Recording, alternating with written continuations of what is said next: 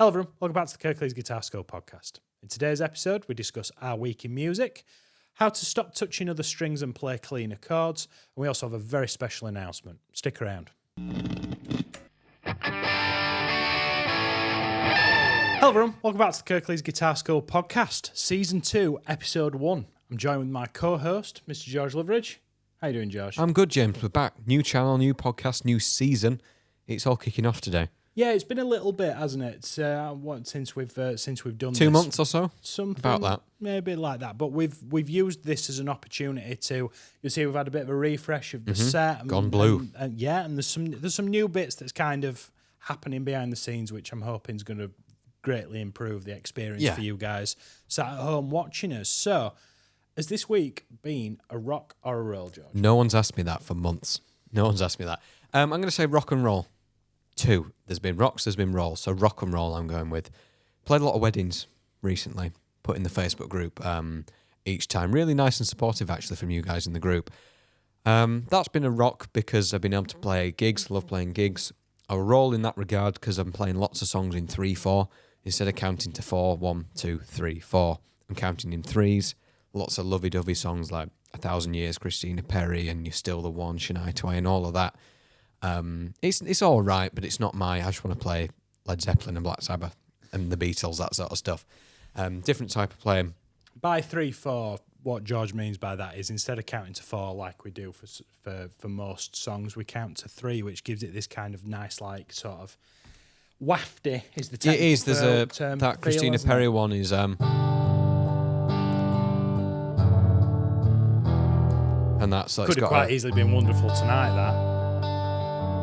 Which sounds like Green Day, Time of Your Life. Yeah. Anyway, the main role, though, which is something you saw me on Monday and you said, good weekend, George. I went, podcast.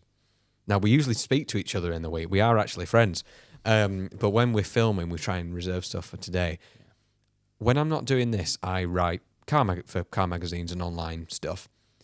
I was offered by Subaru UK, because I've just had one of their cars to review, full VIP hospitality tickets to the MotoGP at Donington Park. Wow. I'm not a biker. No, you're more of a biker than I am. I was once upon a time. Yeah. I sold my. I got sick of being wet and cold, so I bought a Les Paul instead with the money. But yeah, I was invited to the MotoGP at Donington, which for us is only about an hour away. Full, royal treatment.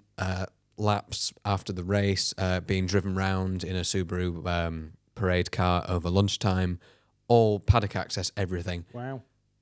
I said yes, and then pressed backspace on my keyboard because I'm here on Saturday instead of the MotoGP. Oh no! I'm doing a band session. One of our team bands are playing, and these guys, it's their first ever gig. Like they're not playing an afternoon little concert; they're playing a big boy gig when it's dark and there's alcohol involved. Not for the kids. But yeah, my priorities lie with I pledge my allegiance to the flag over here. Said something, George. We could have worked something out. It's fine. Bikes aren't my thing. Right. It would have been cool. Yeah. Noisy things. Thumbs up. Yeah. But I'm happy to be here with those guys. Oh, well, thank you for that. No, it's all right. So what about you? We're rocking or rolling? Rock. Your end. It's always a rock. Always a rock. Always a rock in my house. Yeah, it's good. I played with. There's a band that I play with a couple of times a year called Rockefeller that do. Some of you saw in the Facebook group me practicing the Darkness.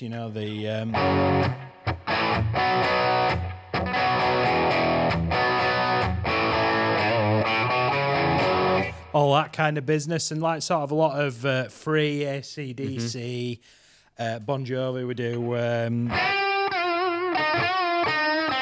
Which featured on season 1, with the.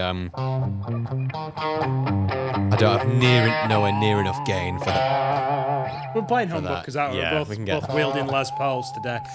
So that is a really fun gig, but I don't think I'm exaggerating. I bet I put between 9 and 10 hours worth of practice on the run up to that gig to get it right. Because on a gig like that, there's two kinds of gigs I play. Mm-hmm. There's the sort of function aspect of it where you've got to play Superstition and Summer of '69 and Mr. Brightside and all that stuff. And I've played those songs so many times that they're kind of etched into me. Oh, yeah. We have it, yeah. And if I do a little bit. If I decide I'm going to improvise a little bit from some of those solo sections, nobody tends to bat an eyelid. It's just part of the song. If you don't play the solo correctly to All Right Now, everyone starts stroking the beards and going, "Oh, well, that's not the way Paul Kossoff played it in 1980." But I've got an obligation as the lead guitar player and standing in for that band to do a really good job. There's certain solos, I think, where you have to get it, like the Sweet Child of Mine fills, for example. Yeah, Crazy Little Thing Called Love. You wouldn't dream of improvising over that because everybody's expecting... Yep.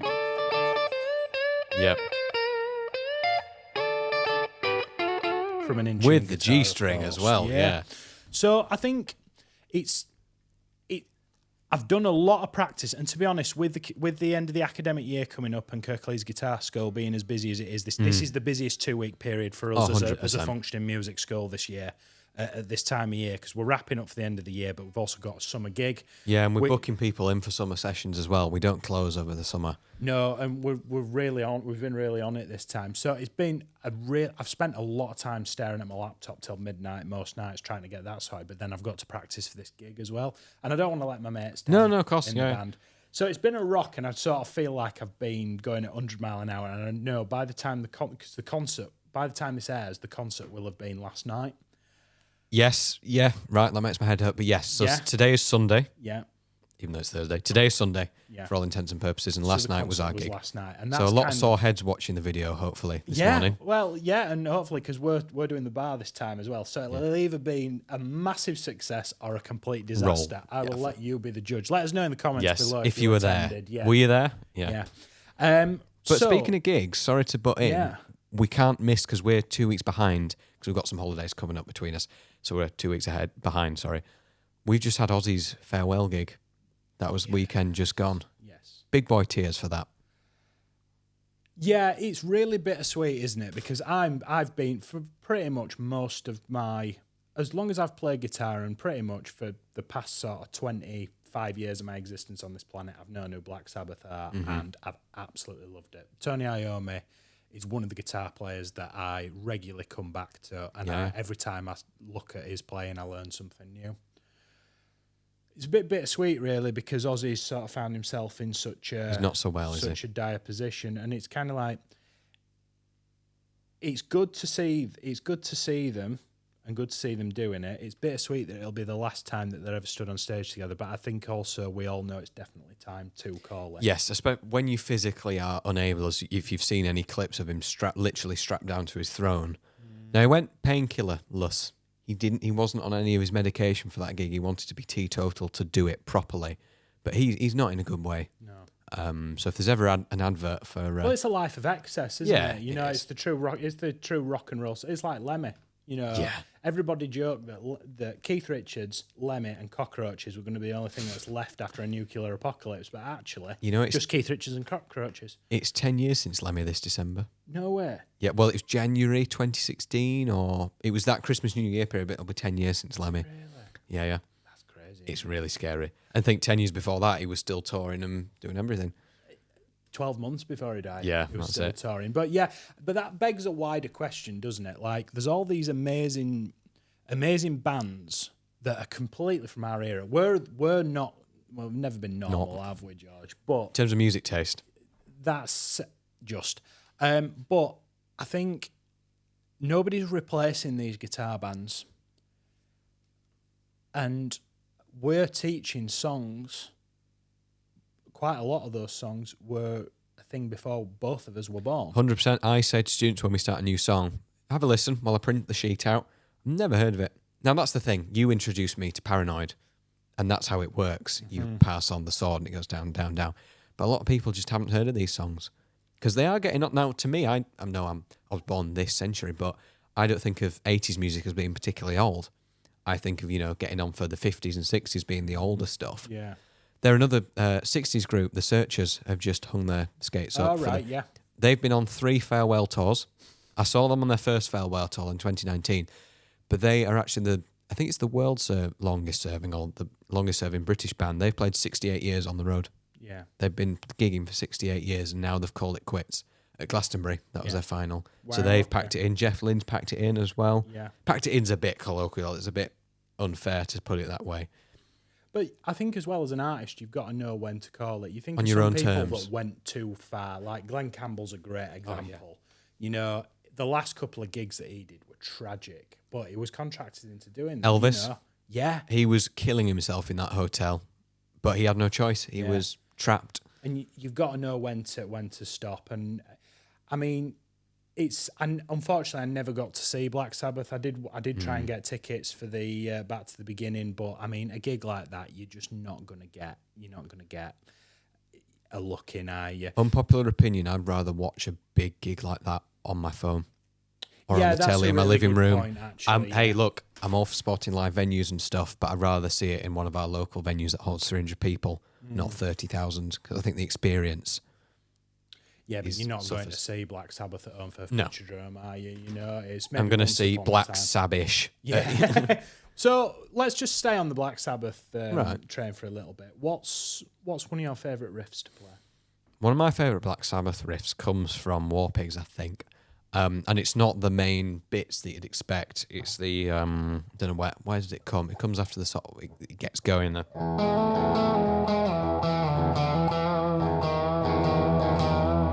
A close second to.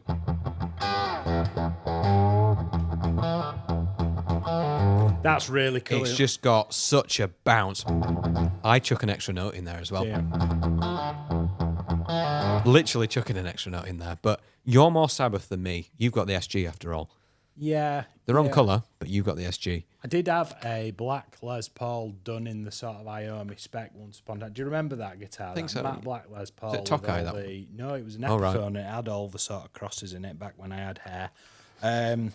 But yeah, I mean, it's just the sheer attitude that everything's played. yeah. With. You know, you go back to War Pigs and...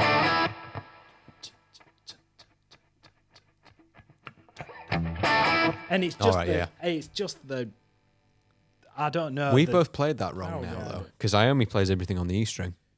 Why does he play everything on the E I string? don't know. I genuinely don't know. Okay. Because I think that, especially that E, rather than, doesn't sound as down big. there because so he plays with 7-gauge strings. Interesting, okay. Yeah. And he lost the ends of a couple of Yes, his fingers you can in see a he's got machining some- accident. Now, he had to go to really, really, really thin strings so that with the prosthetics on the end of his fingers, he could actually play the notes. Okay. He couldn't play them on thicker strings. And he found the tone that he got up here was much better. Right. Then you think of something like Iron Man. We learned to play it.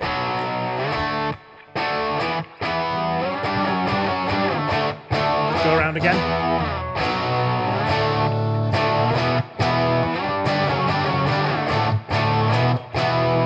If you watch Iommi play it, he does it a bit. Yes. Like it's just it's But his tone, think about his tone. People have commented that at the Back to the Beginning, his tone is near identical to the records. He's nailed it. so he's got he's big part of an amplifier company called it's not Black. Black Country something or other. Or, so it's something to do with Laney anyway, where he did his own line of amplifiers. But also, Tony Iommi's sound is a humbucker in some sort of orange-esque amp Yep. with a treble booster maxed. I think you see that in the Paranoid video. Yes. It's an orange head. It's the treble booster there. Yeah. Now, have you ever played a treble booster? Only through the Boss Katana Tone Studio. Not a real one. I've played a real one. You've really got to know what you're doing. Other people that use them, I mean, people use May. them for years. Brian May used them with a Vox. Rory Gallagher used one with his Vox. Very, very cool, but your amp's got to be screaming its head off for you to kind of get the sound that you want. If you're trying to do it at bedroom levels, I got a copy in her Electro Harmonics pedal once, and it just made it sound crap. Yeah, a bit tinny, a bit wiry. That's it. So I think one of my favourite riffs, it's more for the bass players, but All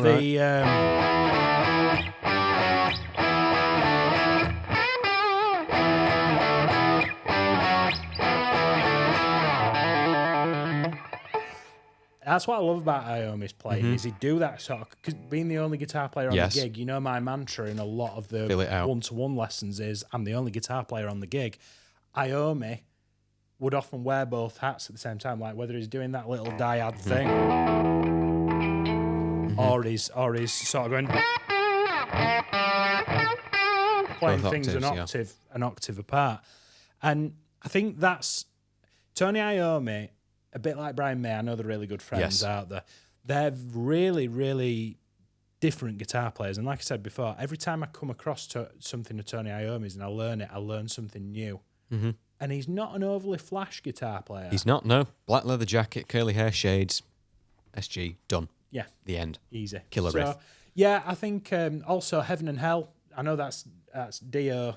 Yeah, a bit Dio late. era. It's still Aussie stuff. That's one of my favourite songs. What about Ozzy's career post Black Sabbath? What's your...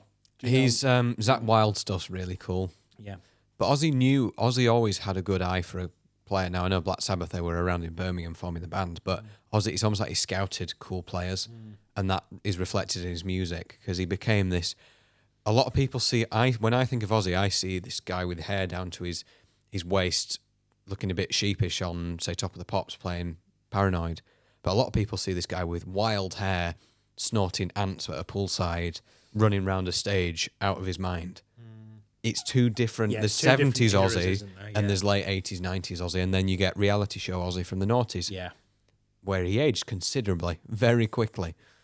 But I think as well, like a lot of artists do that. You think of somebody like David Bowie. There's definite eras there, 100%. Isn't there? And I think... Oh, if you look at his Live Aid, 10 years before Live Aid, he looked like a kid's TV presenter. Yeah. And then he is in a nice blue suit with Freddie singing Under Pressure. Very different. But you change as an artist. Arctic Monkeys suffered with that massively. They rocked up in 2006 with their Strats and their ripped jeans. And then the Teddy Toy Boys 10 years later. Yeah. And now they're long bearded playing psychedelic stuff. Yeah. So it changes. Very good. Right then, shall we get into... Oh, in fact, Oasis have been playing as well, haven't they? I think they're worth a mention. Yeah, in Cardiff, was it? Cardiff was first the first gig one at time of recording. Yeah. I'm really impressed with the clips that I've seen online of them. Yeah.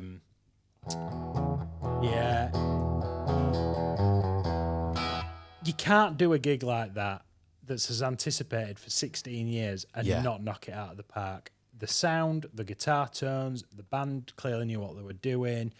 The whole... I actually think as an experience, don't get me wrong, I love Black Sabbath to death, literally. But actually, watching the clips on YouTube of both, it looks like the Oasis one. I'd rather have been at that gig. Well, but you have to remember, all those musicians have the been... experience of what you're getting. Those musicians have either been playing with one of the two Gallaghers for the past 15, 16 years. They're still... It's not like they've wheeled them out. They've still been playing the songs for the same amount of time. No, but I think as well, public perception of 90s, early 90s... People go nuts for it now. But they're a bit rough and ready, the eyes of the media and that kind of stuff. It could have been quite easy for them to rock up and just assume that the God's gift... Be a bit naff. Going to laugh it. They're going to be a bit naff and everyone's going to lap it up. But actually, they knocked it out of the park. Yeah. They've always been... There's that clip of them accepting an award, and Liam says, I'd like to thank all the people. All the people. They all go hand in hand, obviously, slating Blur because they beat them. Let's play that one. All right, the whole... So, should we get onto the set list? Yeah, we've for today? meandered around enough, haven't we? What we're going to talk about Yeah, today? welcome to Season 2, where George and James talk absolute rubbish, as ever. So, the set list, getting more serious. We're going neck deep, first of all. We're looking at avoiding touching other strings. Say you're new to playing and you just can't quite make that C chord. Let's look at how to avoid touching strings. Our technical focus then goes on to how to play clean chords. It's the yin and yang. You have to have one. You can't have one without the other, is what I'm trying to say. We then got tone talk. Special announcement. There'll be a card saying special announcement. Stay tuned for that. We're looking forward to very important revealing that. Yeah, really important. The future of this show literally hinges upon it. We then got pick our brains, or do we? We don't. We've been off the air for two months, so we don't have any questions from the comments. So comment down below anything you want us to talk about. Anything you want us to discuss, let us know in the comments, because we are doing it for you guys that are watching. Yeah, it doesn't have to be how do I play that C sharp minor 9. It could be what do you think when Ozzy fell over. It could be anything musical. I think trying to make this series a bit more fun. I think less. It's still learning something, but we're playing a bit more, talking a bit more. And this is the feedback that we've got from you guys. Yeah. That's why we've taken time. And then we've got jam to conclude. So, neck deep, how do we avoid touching other strings? This is, for anybody that's learning to play the guitar within the first 12 months, it's quite possibly, or even longer for some people, there's no sort of defined sort of timeline for learning the guitar. A lot of people really struggle with this. I'm playing a C chord, but I'm strumming 5 strings, but I'm only getting... I'm getting dead strings. Yep. Why is that a thing? Happens all the time. Now, oftentimes, we say this all the time in the podcast, you need to make it this big. Then you make it this big, then you make it this big. So what I'm going to do in this segment is I'm going to show you my approach to stacking notes on top of each other using a C chord as the example. And then in the second half, I'm going to teach you how to practice it, and we'll discuss how you sort of put that into your routine. Cool. Right? So we're gonna go for a C chord, just a regular plain Jane C chord. Now, what I'd like you to do is, rather than just plonking your fingers in that direction and going, "It no work," why is that? Why is it? I not want doing it that? now. Yeah, that's it. Right. Let's break it up into its component parts. Now, I'm not reinventing the wheel here, but this is, if you sat across from me and had a guitar lesson with me, this is exactly what I'd get you to do. Okay. I want you to take your pointing finger. I want you to put that on the first fret of the B string, which is the first note of your C chord. That's a C note. And what I'd like you to do is I'd like you to press that note down, but I'd like you to try your best to lower your shoulder, lower your forearm, lower your wrist, lower this whole side of your body. So you're at ease, you're not tense, and so that your tip of your finger is touching the string of the guitar and there's no flesh on the bottom of the finger touching the high E string. We're only concerning ourselves with 2 strings now. Yep. The B string and the high E. Now, whereabouts on the fret are you putting that? Are you putting it in the middle, towards the side, on the fret? Whereabouts? I'm going more towards the threshold of the fret marker. Okay. When you're playing the first fret on the guitar, always come over just a little bit more rather than sort of in the middle of the fret, because the nut actually makes it harder to press that note down. Okay. So I'm going to press that first fret of the B string down, making sure not to let the high E string ring out, and I'm just going to strike those 2 strings. Very nice. Right, at this point in the game, those 2 notes should be ringing out. That's the B string and the high E that I'm picking. From there, you should be able to pluck the G string in addition, pluck the G and strum all 3 strings, and you get a lovely little baby C chord. Right? That's level 1. Fab. If you are muting the high E string, you need to go back and repeat step 1. Okay?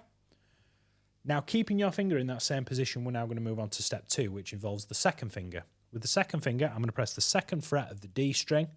So I'm now pressing the second fret of the D string. The G is open. The B is on the first fret. And then I've got the high E open. And now I've pressed that finger down, that second finger down, also using the tip, making sure to not let it spill over onto the string below it. Strum from the 4th string, the D string, downwards towards the floor, and then pick all of the individual 4 strings. Check out number 4, please. I was going to say, didn't know how serious you wanted to get without that first step. You put it in reverse, you get a European ambulance. But yeah, back to your chords. So at that point, level 2, are you getting all 4 strings ringing out nice and clean, and it sounds like you're in a lift? Or you get the F arpeggio. And you're on the train. Yeah. Step 3, which is the final step, I want you to take your ring finger and I want you to put it on the 3rd fret of the A string. Who's that guy? Creates your chord. That's called a C. It's called that's your root, is that. So the root of a chord, if your root of your chord is a G, you're playing a G chord. If your root is a C, you're playing a C chord. It's the head of the table. It's the head of the family. The main guy, yeah. Okay, the main guy. Now, this one, I'd argue, is the most difficult one to do, to press down, simply because you're pushing your wrist out, you're trying to play with the tip of your finger, but also with it being at the upper end of the fretboard, you kind of got to contort yourself a little bit to make that happen. So what I'm going to do, I'm going to try my best, make sure that I'm not infringing on the string below, which I'm pressing on the D string, and I'm going to play all 5 strings. Lovely. And it should sound like that. Now, what I want you to do, after strumming the chord, I want you to pick each of those notes for me. And if you're getting any dead spots, I want you to physically look at your guitar and try and make any micro adjustments and try again. That's very the studious approach to doing it. It's that preparation. If you've only been playing a short while, if you take that time to make sure all those notes are clean, it's like prepping for paint. If you just slap some paint on an old shed, it's not going to come out very well. But No, if you sand it and prime it, that's a really good way to think about it. Yeah. I know we want it now, especially as adult learners. We see a lot of adult learners that have been playing 2 months and they go, "Why am I not Angus Young?" Mm-hmm. We see kids pick this sort of stuff up in 2 weeks, not 2 months. But kids, I think, is it the right word? They're a bit ignorant to how quickly 100%. things get absorbed. 110%. But that's how it works. Don't blame us, blame God. Like it's not our fault. But yeah, I think you've got a really good point there. Just making sure every note rings cleanly, and that kind of comes on to how to play the clean chords, how to practice it. Well, just before we go on how to practice them, let's just talk about thumb positioning, because I know so many YouTubers, guitar YouTubers, that make such a meal out of this that I'm just like, it's really not that difficult, and it doesn't warrant selling a £20 course on where to put your thumb. Where do you put your thumb, George? Mind your own business. I put my thumb behind, so let's use this C chord still. My thumb is behind the 2nd fret, and it's halfway up the back of the neck. That's where I put my thumb. Now, if I play the C chord, my thumb is over the neck because I've got hands the size of shovels. Now, that's a really good point. Regardless of hand size, it depends what chord you're playing and how comfortable you are. 15 years ago, I might have been playing that C, really like pushing my specs up towards my eyes and really doing it properly. Now I'm going to be a bit lazier because I'm not afraid to say it. That doesn't stretch me whatsoever, playing a C chord, nor should it when playing the guitar is what pays for my bills. It depends what's comfortable. We see so many players really, like when they make that C chord, they don't dare let go. Mm-hmm. And then when they make that chord, I'm still playing those 3 notes, but you can hear it's released. I'm grabbing all of those notes because I'm so pent up. My elbow is digging a hole in my side and my wrist, my shoulder's uncomfortable. Just relax. But just to clarify what's happening there is George is hanging onto the neck so tight that he's actually bending the strings out of tune. And it sounds naff. And you want to think of them as you're coming from above and pressing them down. You're not sort of coming at them from an angle and making the string bend. Now, most times I'll tell you to drop your shoulder, drop your forearm, drop your elbow, drop everything on this side of your body, okay? Loosey-goosey. Yep. And then your thumb will either be on this side of the convex over the top, or it can be underneath. It all depends on the size of your hands. I can't tell you the definitive place to put your fingers because everybody's hands are a different shape, different flexibility. Some people, it doesn't sound like, I know through talking to the members of the community, we have quite a lot of people that struggle with arthritic issues. Yes. You might have to do some real contortionist stuff to get where you need to be. I've yet to find somebody I've not been able to teach this stuff to. You've just got to stick with it. It will come. And having a regimented practice routine conveniently takes us on to his next section. Yes. How should this method of one note at a time fit into a practice routine, George? Okay, so let's say you're playing a song, whatever. We all know we were working on something at once. Let's say you're struggling on a C to a G. Now, because changes comes into this, we've done that before. See the old channel, well, the other channel, season 1 for details. I would start by fretting those 2 chords, C and G, one by one, very steadily, doing that thing of then my G. I've run into an issue here. Where is that issue? Oh, my middle finger is flat against the fretboard. I like to say to students, make an arch, a bridge, a hump, if you like.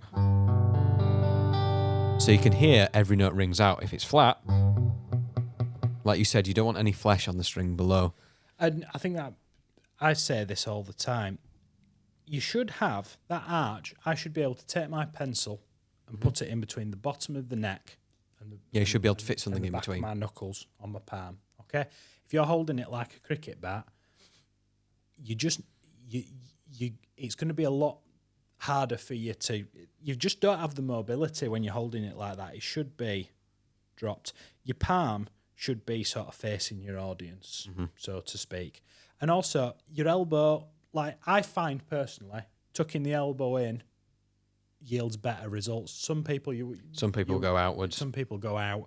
as long as you're not like squeezing into your ribs, I'd say that was a good way. Yeah, to it depends how you go about it. Now, back to that practice thing. We see it a lot. People are worried about missing a note.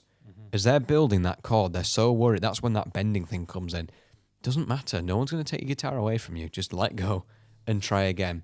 While everything's hard, just do it.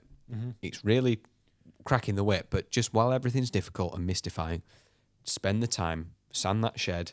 You'll be thankful for it when you got all your absolutely. round. There's not one person I've not been able to teach this to, but I think there's two modes of practice for this. How I tell people to practice this stuff, and if you join any of the beginners groups that we do here at the school, I take you through the same process. Okay, we have quality on one side, which is what we've just discussed, picking each of the notes one note at a time, and getting these lovely, all the notes ringing, really studious. And let's say we'll pick a C and a G. Okay, get your C chord right, one finger at a time. Get your G chord right. And then game of tennis from there. Yeah, game of tennis, just backwards and forwards. That's quality. Quantity is using something like one of the practice aids that we have on the Kirklees Guitar School YouTube channel. I'll put a card up for it, and I'll put it in the show notes as well for you to try. We have these videos on the YouTube channel where it's literally just me and a screen batting between two chords as a practice exercise. They last for about a minute to a minute and a half.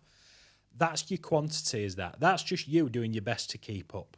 And what I'm hoping is you spend a little bit of time doing the quality, a little bit of time in the quantity, and each time you practice that, they get closer together, and eventually they meet in the middle. They do. Stick with it. It takes time. I taught your acoustic class yesterday, and back in April, when I last saw them, they were just starting Crazy Little Thing Called Love, and they're all sweating and crying because it was difficult.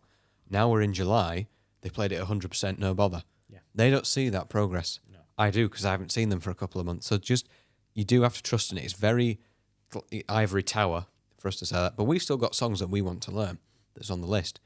I remember when you did Cliffs of Dover, it was a good couple of months until you had that to a point where you were satisfied. Truthfully, I was never satisfied with it. Well, there we go.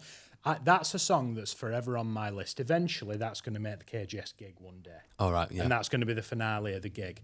That'd be cool. But I need it to be absolutely on the money, and it's not yet. And to be honest, it needs to be in my practice routine for probably 3 or 4 months for me to get it up to. Who am I to think that little James in West Yorkshire can keep up with Eric Johnson? It'll come. Yeah. It'll come, but it's having that foresight. Now, most people, particularly adults, want it so badly, and it never happens fast enough for them. And unfortunately, we've just got to be on the other end of the lesson room, just going, it's okay, chill, take a breath, we're going to get there. And they always do get there when they come to see us, don't they? So speaking of coming to see us, we've got an announcement. We have got a massive announcement. So do you want to tell them, or do you want me to Yeah, I'll take it. So we've taken some time off just because we sort of went into the podcast not blind, but we just did it. And we've taken some time to think, what does it need to be? What do we want it to look like? Where are we going? Yes. What does Kirklees Guitar School Podcast look like in 12, 18, 24 months' time? And where we are going is the Pie Hall in Denby Dale on the 8th of November. Woo. No, we're going live. Yes. We're taking this set to a live venue where you can buy tickets and come and see us record the show and be part of the show for a day. So that's what we're doing, KGS Live. So we have 100 tickets available where we are doing a sit-down event where essentially we are going to run the podcast as normal. We're going to film it. It's going to, for those of you that are a little bit, I know there's some of you that are just a little bit too far away. Like, Australia. Yeah, like the other side of the planet. If don't buy a plane ticket, by the way. Oh, do. Absolutely do. If Alistair walks in, goes, how you doing? You all right? Like, oh my God. Yes. Are we that big? No. Alistair's Scottish, by the way. That's so he lives in Australia. Sorry, mate. Sorry, mate. Bad. It was a really bad Scottish accent, not a really bad Aussie accent. Yeah, we're going live. We are going live. So there's 100 tickets available. We have rented the local village hall on Saturday, the 8th of November, where we are going to run the show as normal. And then we're going to do, for our Pick Our Brain segment, we're actually going to take some questions off the floor. This would be an excellent opportunity for anybody that loves what we do to come and see us in the flesh. We're going to run the show as normal, and then we've actually hired out the suite next door with the bar and stuff where we are going to stick around for a couple of hours. Just have a chat. And meet everybody. That's the thing. Because we do the Kirklees Guitar School events for the music school, which has been really successful. It's been really good fun. But what I don't want to do is I don't want somebody who watches us online to come to one of those events and we not have the time to give them. That's the thing. There will be people who will come to that gig event when we've got bands on that we tutor here who are in the group because they're local to us, but we just don't have time to speak. It's not that we're being arrogant, but for this, we'll film the show and then that's it. We can have a chat, little tips and tricks for a couple of hours. Yeah, it'll be good fun. I think we speak enough online, so why not do it in person? And it'd be really good to put some names to those faces. So we're in Denbydale of Huddersfield, which is just off junction 38 That's of the the M1. So we're not exactly in the middle of the country. We're not a million miles away from civilization, but I feel like it's a really good. I feel like it's going to be a really good event for those of you that want to come and see us in the flesh. Yeah, book yourself an Airbnb. We put a teaser out a few months ago about who you are, where'd you come from, what do you do in the Facebook group, and that was fodder for this, to find out if we could make it work. And I think, say, if you live in Hemel Hempstead, 3 hours up the M1 isn't going to put you out too much. Well, we'll see. We'll see. Time will tell. So if you'd like to book a ticket for that, head to a link in the description where you can book tickets. There are 100 tickets available.